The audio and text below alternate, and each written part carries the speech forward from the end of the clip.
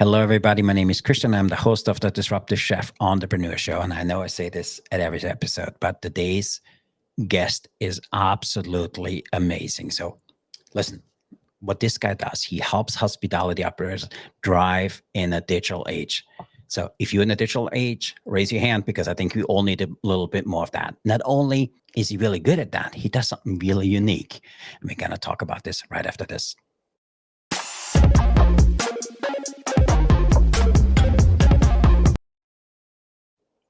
Hello again. My name is Christian. I'm the host of the Disruptive Chef Entrepreneur Show, and I'm really excited about this conversation. So today's guest, he's been over 20 years in the digital space. Not only has he been in the digital space, he's helping hospitality operators thrive in this digital age. He's really good in what he does, but there's something he does I absolutely love. He gets to know you. He gets to know your business, and then he will tailor a customized, unique solution to get the goals done you want to get done and get the outcomes you need to drive.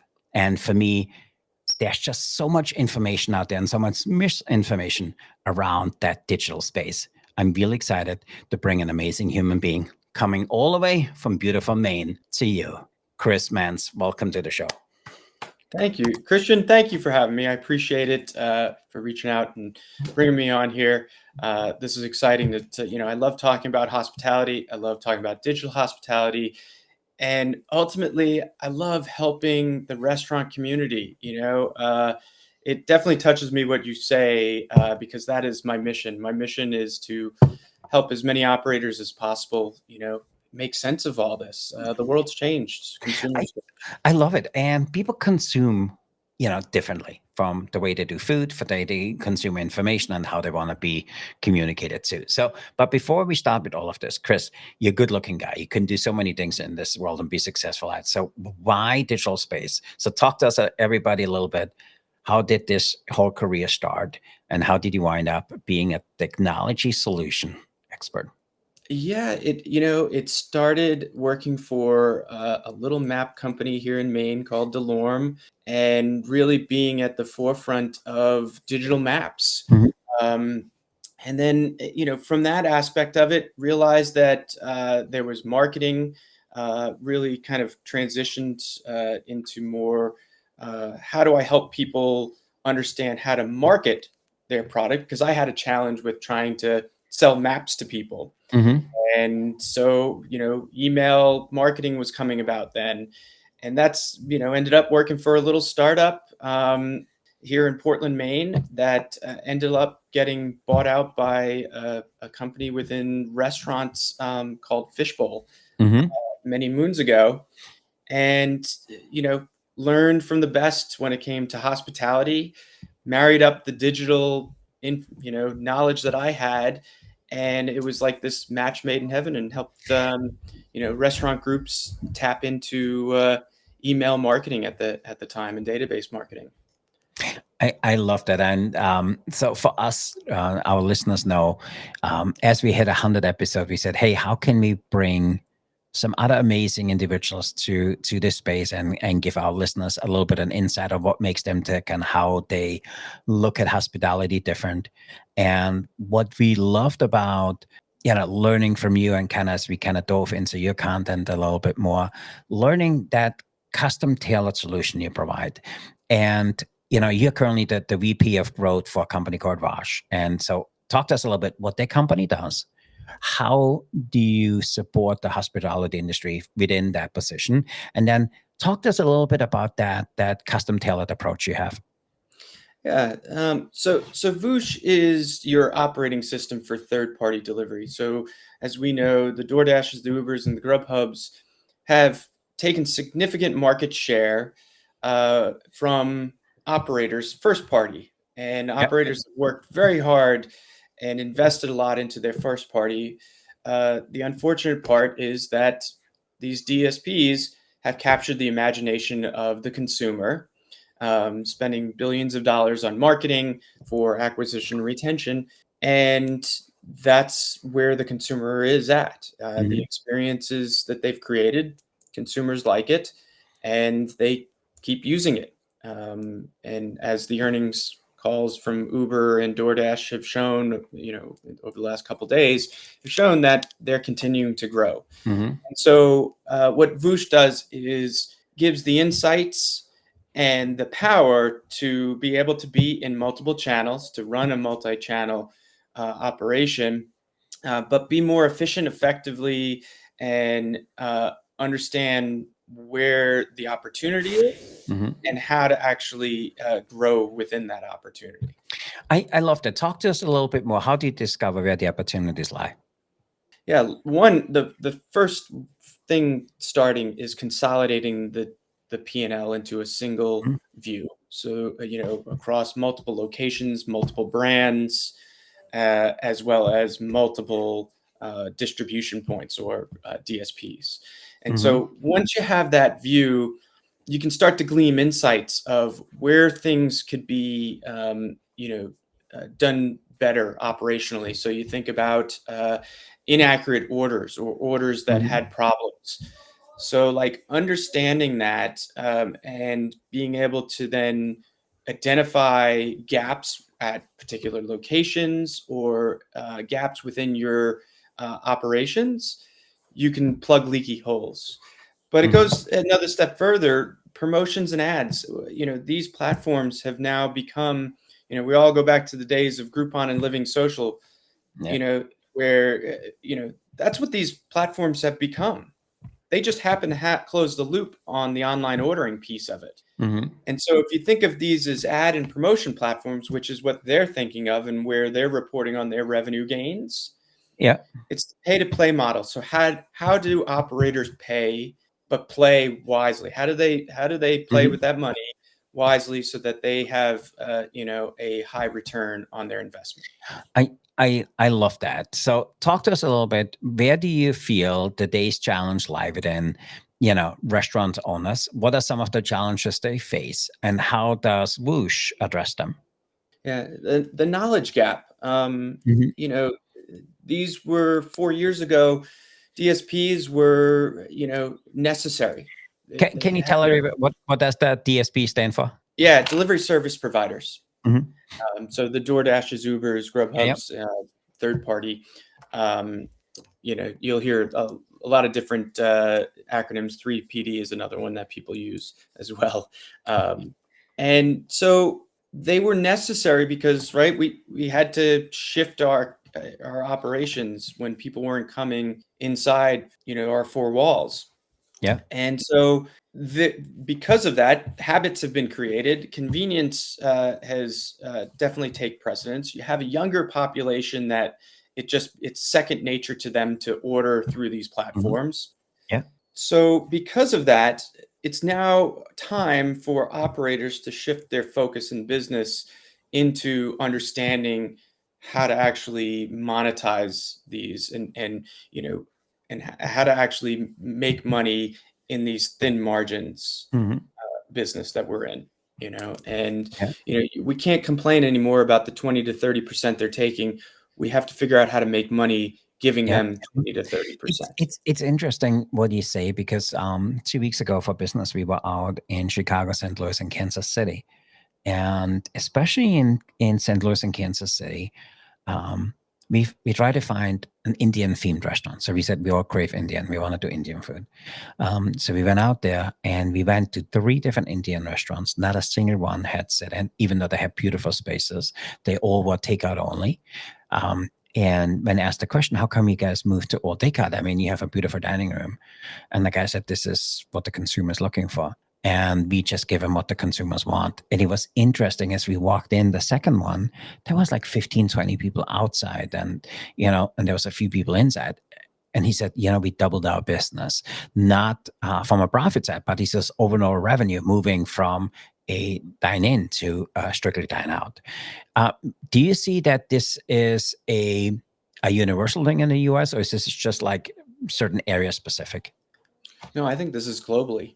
I think that just the consumer has changed. I think that Mhm. operator that you spoke with was absolutely right, and it's encouraging to hear that they see the shift, because I think what we're going to start to see is smaller footprints, right? So because real estate's become expensive, right? Cost of Yep. goods have been expensive, right? It's very hard, in this business to hope, right? I hope Hmm. that somebody comes into my business. Well, that's what the four walls does. But what if you could Yep. actually predict, because you actually have the data now and the analysis and the tools to be able to say, I'm going to sell, X amount of sandwiches that day. And I'm Hmm. going to turn on a promotion. I know I'm going to sell X amount when I put that promotion in because I get a Yeah. 6x return on the money that I spend for that promotion. I, I love that. I love that. Go on. Yeah, and no, and it's using data, and now it's a total mind shift for Hmm. this industry. And we're still struggling in some cases, operators to do email well. Yeah. And Fishbowl invented email marketing for restaurants 18 Yeah. Yeah. years ago. And so like we're s- but we have to speed up. What do they say? You slow down to speed up. We got to slow down, get the right tools, the right things in place, and then we got to go fast because Yeah. the I ones that love that. embrace are the ones that will win. I love that. It's so true. And for me, um, one of the other restaurants we went to, and we actually, the guy says, "Oh, if you want to sit here, there's 3 tables there. It's no formal thing, but you could sit there if because we have no place to go back to." And so what he said to us, he says, we pivot with what the clients want. We reduce prices because we take out only, and I upgraded my packaging. And he said it was the smartest decision ever made. And he says we wanted to try it for a week or two, see if people would come because we kind of advertised, hey, because we moved to all dine-in, we reduced our prices. And he says we were consistently about $1.50 under from what they were. And he says I spent another 85 cents more on my packaging because my packaging became my key piece now. And for Hmm. me, I was like, as we left, I was like, what a great idea. Because I think if there's one thing COVID taught us, that be a lot more value aware. And if somebody's doing it for the right reasons, bullshit, or if they really want to make an impact, this guy reducing his prices and saying, hey, I went from this to this. It's a better product. People can recycle it if they want to use it for something else. It's a biodegradable product. And I moved away from styrofoam because he says people came back and said, hey, your packaging sucks. It breaks all the time.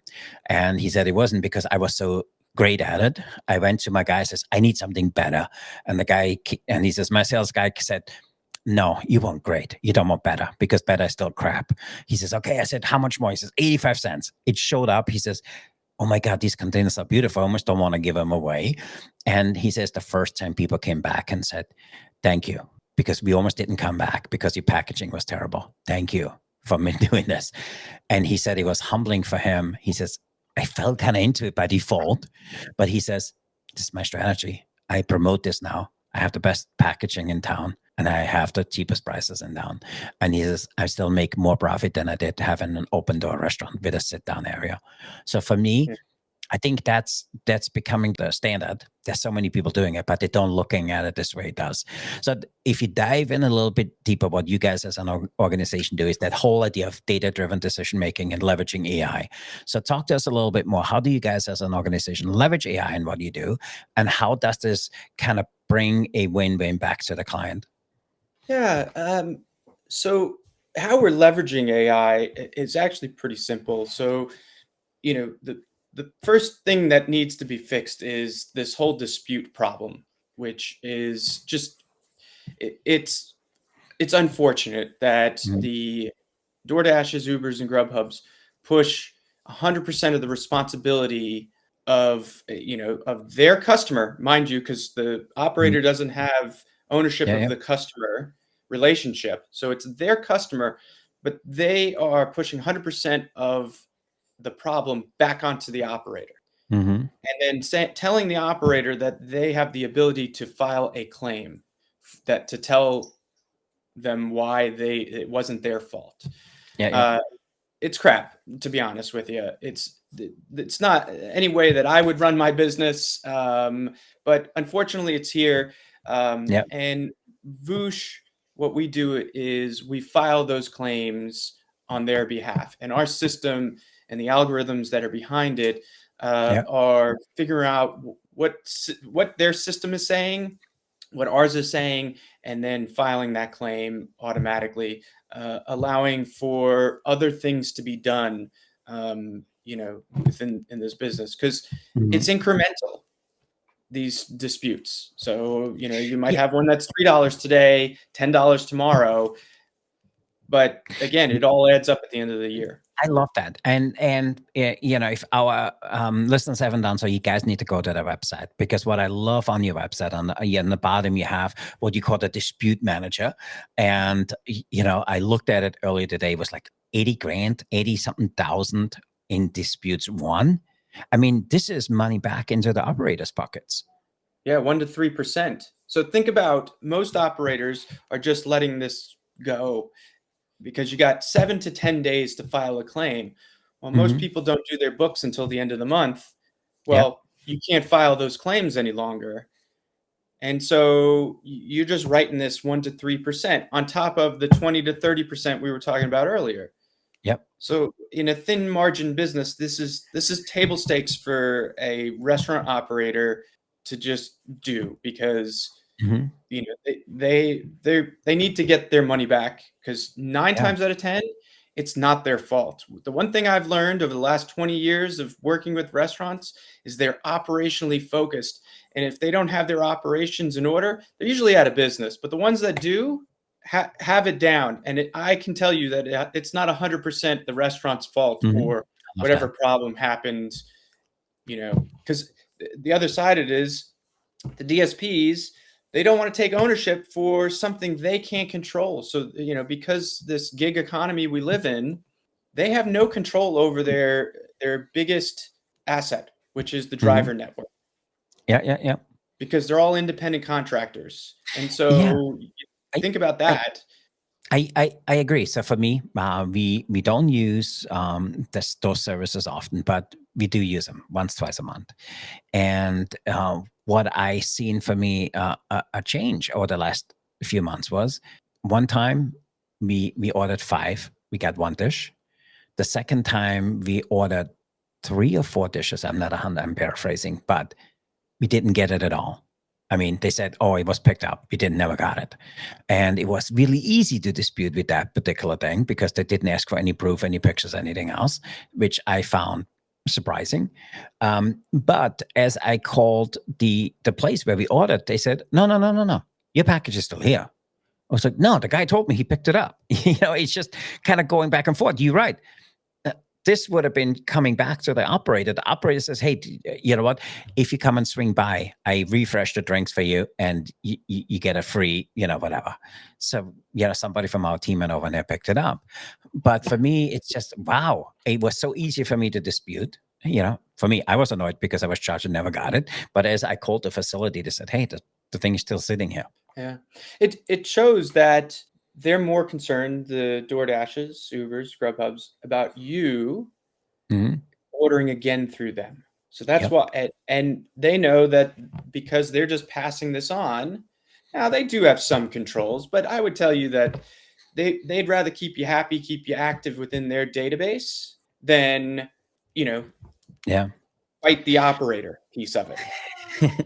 So So, talk to us a little bit. So we talked about, how you guys integrated, guys. So how can technology not just enhance customer experience overall in the industry? How do you guys leverage it? And talk to us a little bit, because if people haven't heard about Woosh, give me 1, 2, 3 things where you guys just knock it out of the park over the competition. yeah, one is having industry expertise, Mm. right? And you had asked the question, about how do we help? And Yeah. one is, we understand that not all restaurants are cut from the same cloth, right? They all are unique in the Mhm. way that they do business, and that goes for digital hospitality as well. Some are on DoorDash exclusively. Some are on all three. Some Mhm. are not doing it at all, right? But they all should be able to tap into digital hospitality, and they need a trusted advisor to be able to help them under the biggest problem right now within the industry for anything digital is the knowledge gap that we have. Yeah.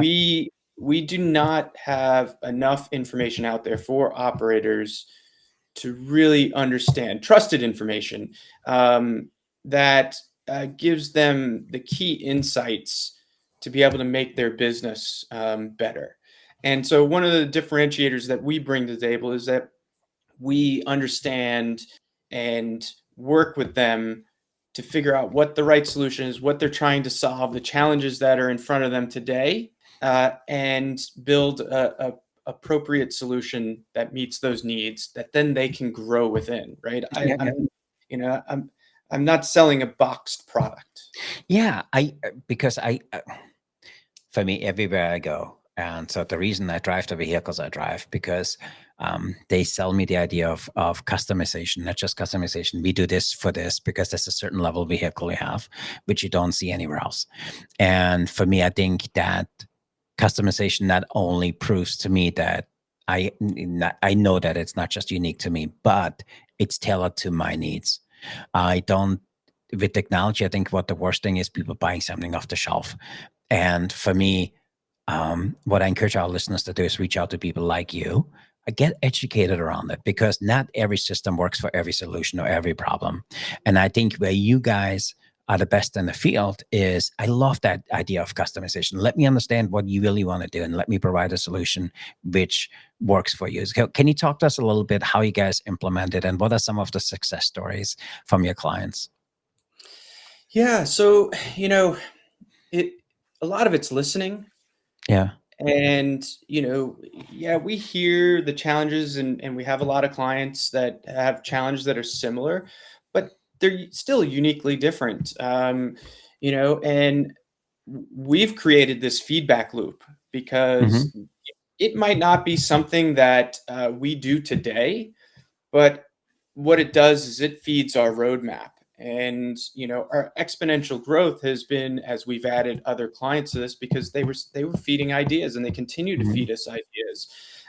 So a lot of it's just starting out like, hey, what's going on? What are you trying to achieve when it comes to delivery? What have you done previously? Some Yep. people are just dipping their toe in the pool when it comes to promotions and ads. They know that Hmm. they need to be doing it. They know they see an uptick in sales, Yeah. but then I ask, well, are those profitable sales? Okay, well, let's dive into that piece of it. And reviews, as an example, is another aspect of Hmm. guest sentiment. Very much not being looked at right now. Most people are focused on Google and Yelp. Well, these Yep. DSPs have some type of feedback mechanisms that has impact on, again, a customer that you have no visibility into. So Hmm. how do you gain a little bit of visibility? We've had a lot of successes around the dispute piece of it, where Yeah. you mentioned $80,000. We're averaging about $30,000 to $40,000 across our client base every week. It's Money amazing. in your It's pocket. absolutely amazing.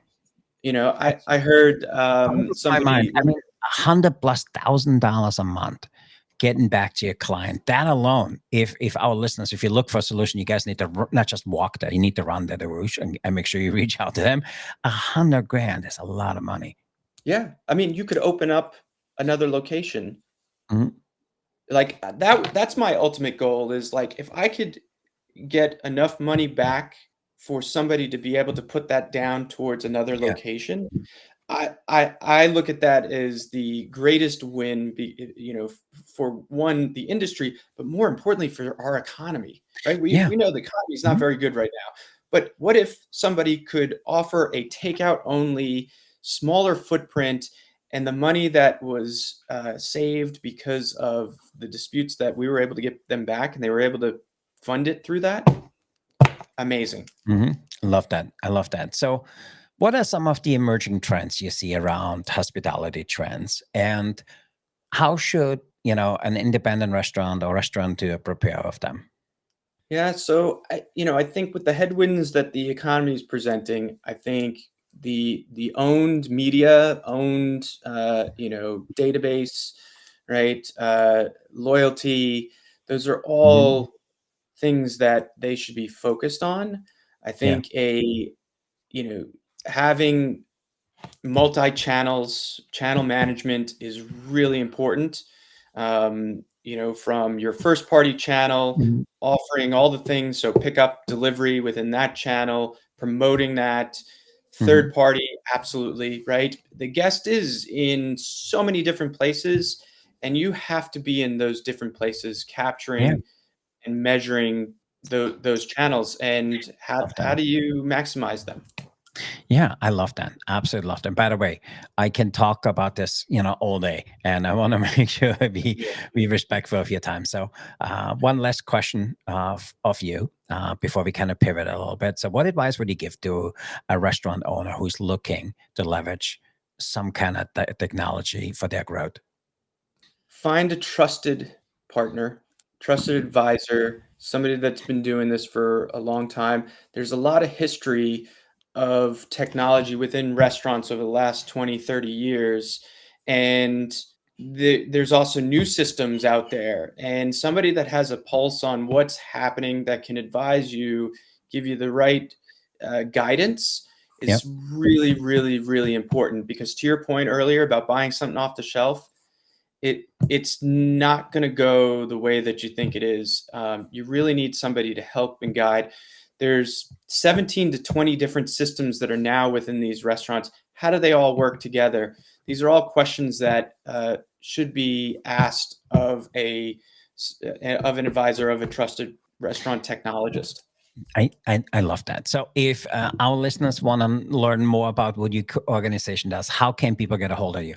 Yep. So they can find me, email me at chris@voosh.ai. They can find out more about the company at voosh.ai on our website.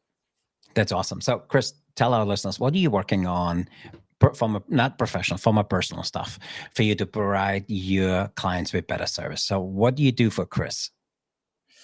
I like to go in the woods. I'm, living in Maine.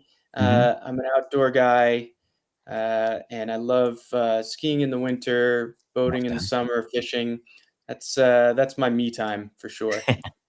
I love that. Chris, thanks for the gift of your time. So, if you are ready, it's time, what we call rapid fire question food service edition. So, Chris, are you ready for that?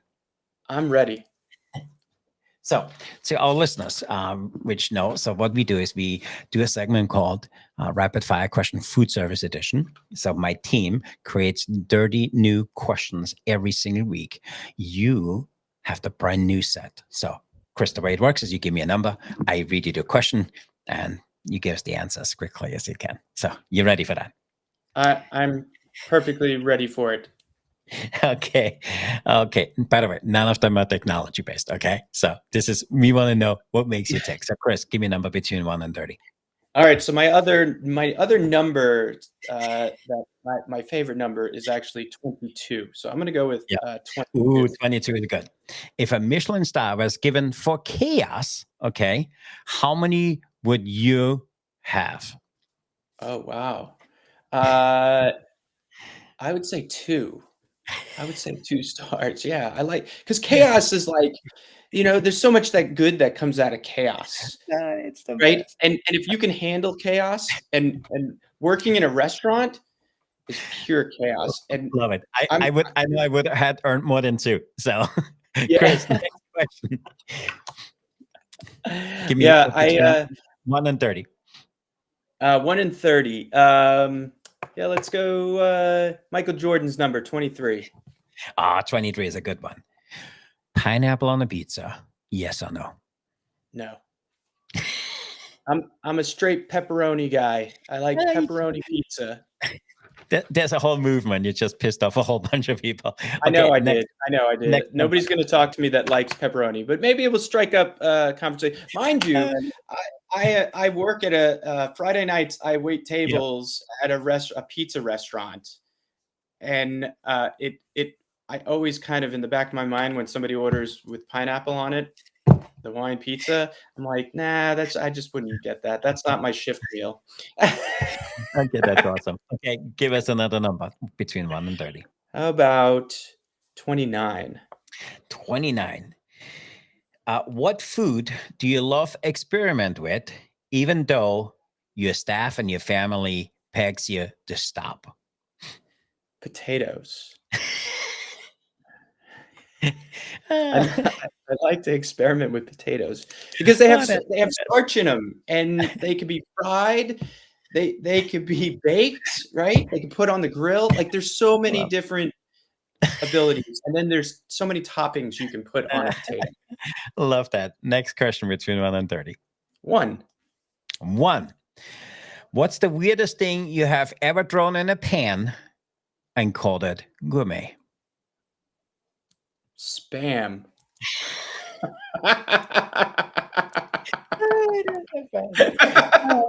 I don't know if they believed you. There's a very strong possibility they didn't. Okay, last question between 1 and 30. Let's see. Lucky 7. Lucky 7. Lucky 7. Describe a dish that would make Gordon Ramsay curse in awe. Oh, Gordon Ramsay. A dish. I would say my. I'm going to go back to my potatoes, but I make a mean potatoes. I don't even know what I call it, but it's got potatoes, onions. I don't know if that's a really good one. I love it though, but thank you, Chris, for playing Rapid Fire Question, Food Service Edition. Yeah, that was good. I like that. Yeah, my team has way too much fun with those. So before we wrap it up here today, to our listeners, if you haven't done so, make sure you join the private group of ours, which is the disruptivechef.club. If you want to get some more content, behind the scene glimpse, or want to just know more of what we're up to, make sure you join our private community. Also, if you haven't done so, make sure you like this episode, make sure you share it with a friend, make sure you re-listen, because technology is not just here. It's moving, and it's moving faster than it ever has. So with that, Chris, what is the last word of wisdom you have for our listeners? Yeah, just, look at your business through a different lens. Look it through the digital consumer and plan appropriately and find people that can help you. Yeah, love that. Love that. Chris, thanks for the gift of your time. Thanks for giving so freely of your insights. We really appreciate you. Thanks for being here today. And again, Yeah, thank you thanks for having me. playing Rapid Fire Question Food Service Edition. So with that, to our listeners, for additional content, behind the scenes, glimpses and updates on upcoming episodes, make sure you join our private community, which is at disruptivechef.club. And then again, make sure you like this episode. Leave us a comment. We read every single one of them. We want to make sure the content we provide for you guys is of value in what you do on a daily basis. So with that, I want to say until next time, remember to disrupt your kitchen, fire up your career, stay hungry for change. I'm Christian, the Disruptive Chef Entrepreneur host. I'm signing off. So Chris and I are out of here. So be the change, be the challenge, and be the chef who sets the world on fire. Until our next episode, make sure you go out there and be disruptive, everybody. Chris, thanks again for being here, and thanks for calling in from Maine.